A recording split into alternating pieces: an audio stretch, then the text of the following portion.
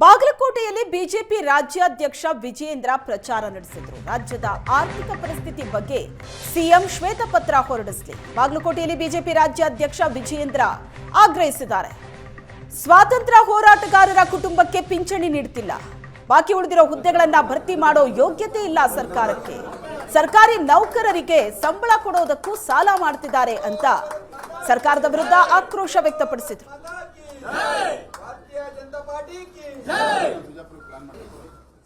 ಕಳೆದ 2-3 ದಿನಗಳಿಂದ ಬಾಗಲಕೋಟೆಯಲ್ಲಿ ಬಿಡಾರ ಹೊರಟಿರ್ತಕ್ಕಂಥ ಬಿಜೆಪಿಯ ರಾಜ್ಯಾಧ್ಯಕ್ಷರಾದಂಥ ವಿಜೇಂದ್ರ ಅವರು ನಮ್ಮ ಜೊತೆಗಿದ್ದಾರೆ. ಏನೆಲ್ಲ ಹೇಳ್ತಾರೆ ಅನ್ನೋಂಥದ್ದನ್ನು ಈಗ ಅವ್ರನ್ನ ಕೇಳೋಣ. ಸರ್, ಇವತ್ತಿನ ದಿವಸ ಮುಖ್ಯವಾಗಿ ಭಾಳಷ್ಟು ಶ್ವೇತಪತ್ರದ ಬಗ್ಗೆ ಚರ್ಚೆ ಆಗ್ತದೆ. ಈಗ CM ಸಿದ್ದರಾಮಯ್ಯವರು ಕೂಡ ಅದರ ಬಗ್ಗೆ ಆಕ್ಷೇಪಣೆ ವ್ಯಕ್ತ ಇದ್ದಾರೆ. ತಾವೇನು ಹೇಳ್ತಾರೆ ಮೊದಲೇದಾಗಿ? ಅಲ್ಲ ರೀ, ಮಾನ್ಯ ಮುಖ್ಯಮಂತ್ರಿಗಳಿಗೆ ನಾವು ಶ್ವೇತಪತ್ರ ಹೊರಡಿಸಿ ರಾಜ್ಯದ ಆರ್ಥಿಕ ಪರಿಸ್ಥಿತಿ ಬಗ್ಗೆ ಅಂತ ಹೇಳಿದ್ರೆ ಯಾಕೆ ಅಷ್ಟೊಂದು ಹರೆ ಆಯ್ತಾ ಇದ್ದ ನನಗಂತೂ ಅರ್ಥ ಆಗ್ತಾಯಿಲ್ಲ. ಈ ಕಾಂಗ್ರೆಸ್ ಸರ್ಕಾರ ಇರೋ ಯೋಗ್ಯತೆಗೆ ಸ್ವಾತಂತ್ರ್ಯ ಹೋರಾಟಗಾರ ಕುಟುಂಬಕ್ಕೆ ಒಂದು ಪಿಂಚಣಿ ಕೊಡ್ತಕ್ಕಂಥ ಯೋಗ್ಯತೆ ಕಾಂಗ್ರೆಸ್ ಸರ್ಕಾರಕ್ಕಿಲ್ಲ. 2.25-3 ಲಕ್ಷ ನೇರ ನೇಮಕಾತಿಗಳು ಹುದ್ದೆಗಳನ್ನು ಭರ್ತಿ ಮಾಡ್ತಕ್ಕಂಥ ಯೋಗ್ಯತೆ ಕಾಂಗ್ರೆಸ್ ಸರ್ಕಾರಕ್ಕಿಲ್ಲ. ಲಾಠಿ ಚಾರ್ಜ್ ಮಾಡ್ತಾರೆ ಯುವಕರ ಮೇಲೆ. ಇವತ್ತು ಯಾವುದೇ ಒಂದು ಅಭಿವೃದ್ಧಿ ಕೆಲಸ ಕಾರ್ಯಗಳು ಆಗ್ತಾಯಿಲ್ಲ. ಆಡಳಿತ ಪಕ್ಷದ ಶಾಸಕರೇ ಇವತ್ತು ಆತ್ಮಹತ್ಯೆ ಮಾಡ್ಕೊಳ್ತೇವೆ ಅಂತ ಹೇಳಿದ್ದಾರೆ. ಇದು ಸಾಕಾಗೋದಿಲ್ಲ ಇವ್ರಿಗೆ. ಹಾಗಾದರೆ ಏನು? ಈಗ ಬಾಗಲಕೋಟೆ ಮೊನ್ನೆ ಬಂದು ಚುನಾವಣೆ ಏನೇನು ಉಪಚುನಾವಣೆ ಬರುತ್ತೆ ಅನ್ನೋ ಟೈಮಲ್ಲಿ ಮೆಡಿಕಲ್ ಕಾಲೇಜಿಗೆ ಗುದ್ಲಿ ಪೂಜೆ ಮಾಡಿ ಹೋಗಿದ್ದಾರೆ. ಯಾಕೆ 3 ವರ್ಷ ಗುದ್ಲಿ ಕಾಣ್ತಾ ಇರಲಿಲ್ವ, ಸಿಕ್ಕಿರಲಿಲ್ವ ಇವ್ರಿಗೆ? ಎಲ್ಲೋಗಿತ್ತು ಇವ್ರು ಗುದ್ಲಿ? ಹಾಗಾದರೆ ಅಂದರೆ ಕಳೆದ 3 ವರ್ಷದಲ್ಲಿ ಯಾವುದೇ ಒಂದು ಹೊಸ ಅಭಿವೃದ್ಧಿ ಕಾರ್ಯಗಳಿಗೆ ಒಂದು ಗುದ್ಲಿ ಪೂಜೆ ಮಾಡದೇ ಇರತಕ್ಕಂಥ ನಾಲಾಯಕ ಕಾಂಗ್ರೆಸ್ ಸರ್ಕಾರ ಇದು. ಕಾರಣ ಏನು?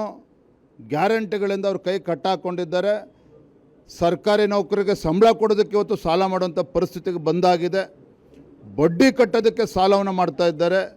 ಹಾಗಾಗಿ ಶ್ವೇತಪತ್ರ ಕೇಳೋದ್ರಲ್ಲಿ ತಪ್ಪೇನಿದೆ? ಆರ್ಥಿಕ ಪರಿಸ್ಥಿತಿ ಬಗ್ಗೆ ಯಾಕೆ ಅಷ್ಟೊಂದು ಸಿಟ್ಟು ಮಾಡ್ತಾಯಿದ್ರು ಮುಖ್ಯಮಂತ್ರಿಗಳು? ಇವತ್ತು 2 ಚುನಾವಣೆಗಳ ಪೈಕಿ ದಾವಣಗೆರೆನ ಎಲ್ಲೊಂದು ಕಡೆ CM ಅವರು ರಿಲ್ಯಾಕ್ಸ್ ಮಾಡಿ ಬಾಗಲಕೋಟೆಯಲ್ಲೇ ಬಿಡಾರ ಹೆಚ್ಚಾಗಿ ಊಡಾಗಿರುವಂಥದ್ದು. ಈ ಬಗ್ಗೆ ನೋಡೋದಾದ್ರೆ ನಾನು ಮೊನ್ನೆಯಿಂದನೂ ಕೂಡ ಹೇಳ್ತೇನೆ, ಯಾಕೆ ಮುಖ್ಯಮಂತ್ರಿಗಳೇ ಸೋಲಿನ ಭಯ ನಿಮಗೆ ಕಾಡ್ತಾ ಇದೆಯಾ?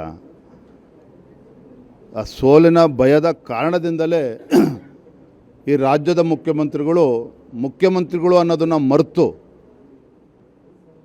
ಜಿಲ್ಲಾ ಪಂಚಾಯತಿ ಸದಸ್ಯರ ಥರ ಇಲ್ಲಿ ಬಂದು ಇಲ್ಲಿ ಕೂತಿದ್ದಾರೆ.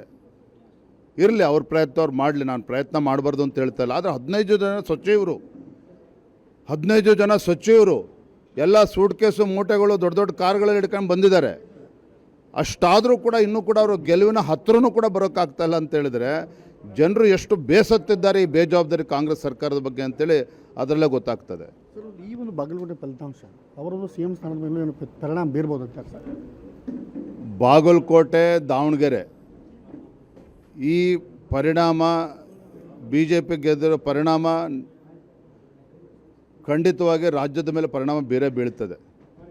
ಆದರೆ ಮುಖ್ಯಮಂತ್ರಿಗಳು irrespective of the outcome of Bagalkot and Davanagere south is bound to resign.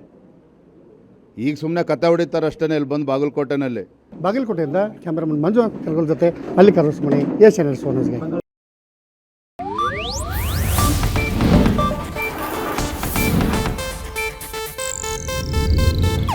ಇದು ಏಷ್ಯಾನೆಟ್ ನ್ಯೂಸ್ ನೆಟ್ವರ್ಕ್ ಪ್ರಸ್ತುತಿ.